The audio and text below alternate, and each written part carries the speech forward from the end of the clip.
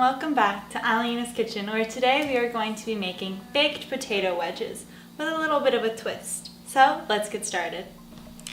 Alright, so the first thing we're going to do is we have 4 to 6 russet potatoes, which I'm just going to cut in half and then continue cutting into thick steak-like strips.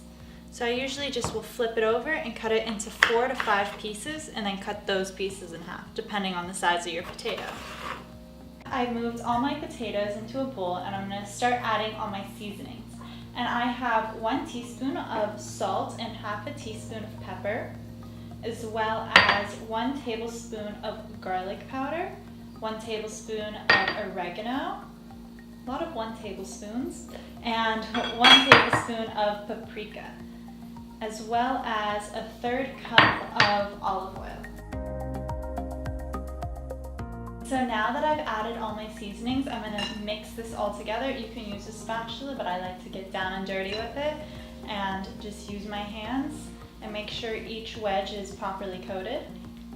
So once you've mixed all your seasonings in, then I'm going to add a half a cup of Parmesan cheese, because who doesn't love Parmesan cheese, and do a final mixing before I put it in the oven. Alright, so once everything is mixed together, I have a lightly greased pan, which I'm going to start laying them out on. And these are a really great, I would say, appetizer. As you see, I have a lot of potatoes right now. I don't think anyone could consume that many. If you can, creds to you.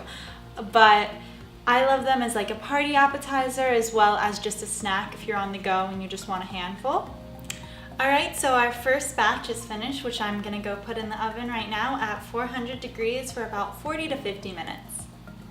And here we have our finished crispy potato wedges, and I also have some all-organic ketchup here because the benefits of it are quite fast. And now the best part, getting to try it. Delicious.